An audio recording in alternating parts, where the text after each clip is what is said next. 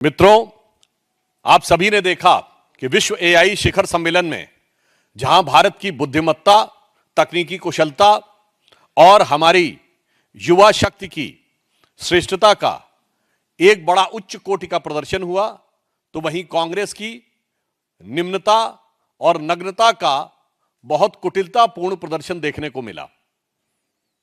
अभी तक पूरा देश इस विषय को लेकर न सिर्फ क्षुब्ध है बल्कि आक्रोशित भी है।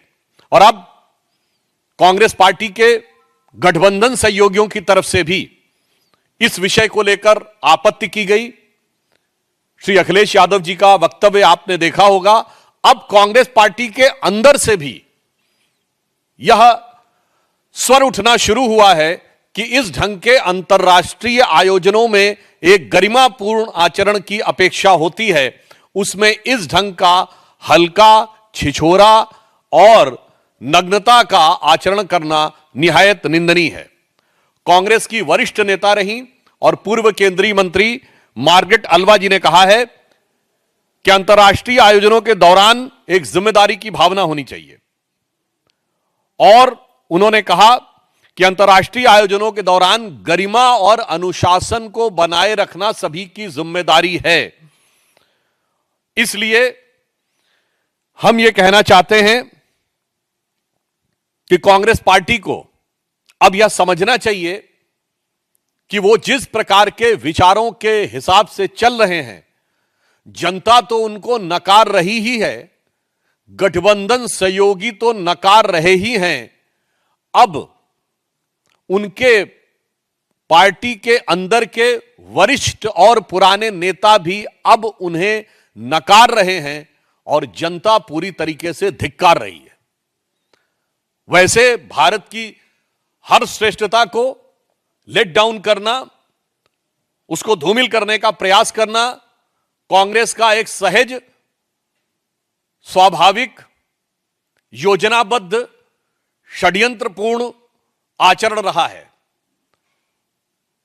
और यह इसलिए भी महत्वपूर्ण है कि आज जब दुनिया में जो फ्यूचरिस्टिक टेक्नोलॉजीज जिनको कहते हैं, जो एमर्ज कर रही हैं, यानी भविष्य की भावी नई तकनीक जो क्षितिज पर उभरती हुई दिखाई पड़ रही है, उनमें से एक एआई में भारत आज अग्रणी भूमिका में दिखाई पड़ रहा है, जो मुझे लगता है भारत की क्षमता बहुत पहले से थी। परंतु यह समस्या कांग्रेस के अंदर आज की नहीं है, यह खानदानी समस्या है। मैं कोट करना चाहता हूं कि यह समस्या कांग्रेस के नेताओं से ज्यादा कांग्रेस के परिवार की समस्या है। आप सभी ने सुना होगा कि एक जमाने में भारत को स्नेक चार्मर्स का देश कहा जाता था। मैं इस विषय पे आपको उद्धृत करना चाहता हूं कि नेहरू जी की आर्काइव में, फिर वो कहेंगे हर चीज में नेहरू जी काहे आ जाते हैं। अब क्या बताएं, कांग्रेस और नेहरू जी का रिश्ता ही ऐसा है कि अजी हमसे बचकर कहां जाइएगा, जहां जाइएगा हमें पाइएगा।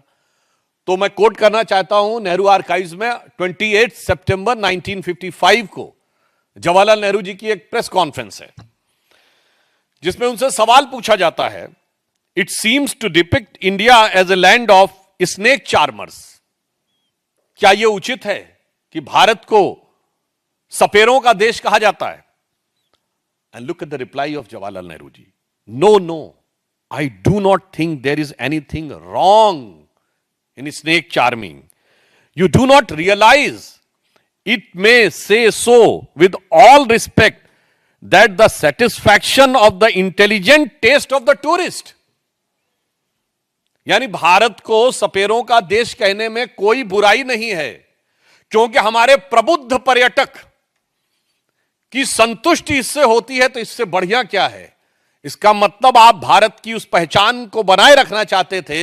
इसीलिए आज जब प्रधानमंत्री श्री नरेंद्र मोदी जी के नेतृत्व में भारत एआई की नई उड़ान की ओर बढ़ रहा है, तो आपसे बर्दाश्त नहीं हो रहा है और आप कपड़े फाड़कर, कपड़े उतार कर खड़े हैं। और मैं फिर याद दिलाना चाहता हूं, यह 28 सितंबर 1955 का है और यह 1955 का ही वर्ष है। और जो लोग बहुत कहते हैं ना, चाचा जी ने हमको यह समझाया, चाचा जी ने हमें नया साइंस एंड टेक्नोलॉजी दी, तो 1955 में बहुत सी युवा पीढ़ी को नहीं पता होगा।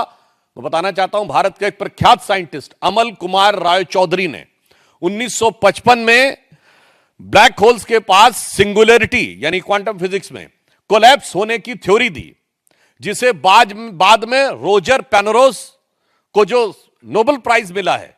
और स्टीफन हॉकिंस और रोजर पेनरोस ने जो अपनी बुक लिखी है उसमें उन्होंने उस डायग्राम को भी यूज किया है और उन्होंने उस क्रेडिट को यूज किया है। The same thing with a Bengali scientist Amal Kumar Rai Chaudhary has propagated and promulgated in 1955। यानी जब भारत का ही एक वैज्ञानिक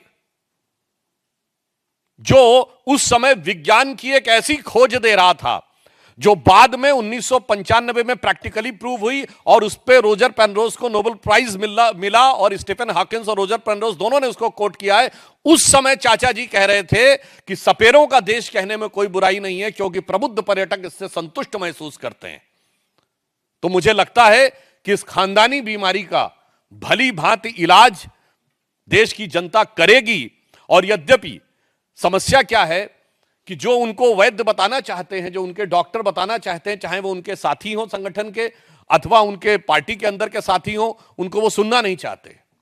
तो मैं कांग्रेस पार्टी और कांग्रेस के प्रथम परिवार और श्री राहुल गांधी जी को बिना मांगे एक एडवाइस देना चाहता हूं जो रामचरितमानस में सुंदरकांड में लिखा है उन्होंने कि सचिव वैद्य गुरु तीन जो प्रिय बोले भय आस, राज धर्म तन तीन का होए बेग ही नाश। तो आपकी पार्टी में यही समस्या है, यानी आपका डॉक्टर अगर गलत बोलने लगे, गुरु गलत बोलने लगे और सचिव गलत बोलने लगे डर के मारे कि हां साहब जो कह रहे हैं वही सही है, तो आप 4 पीढ़ी से जो कह रहे हैं वही सुनना है, तो उतनी ही वेग के साथ जनता में आपके प्रभाव और समर्थन का नाश हो रहा है।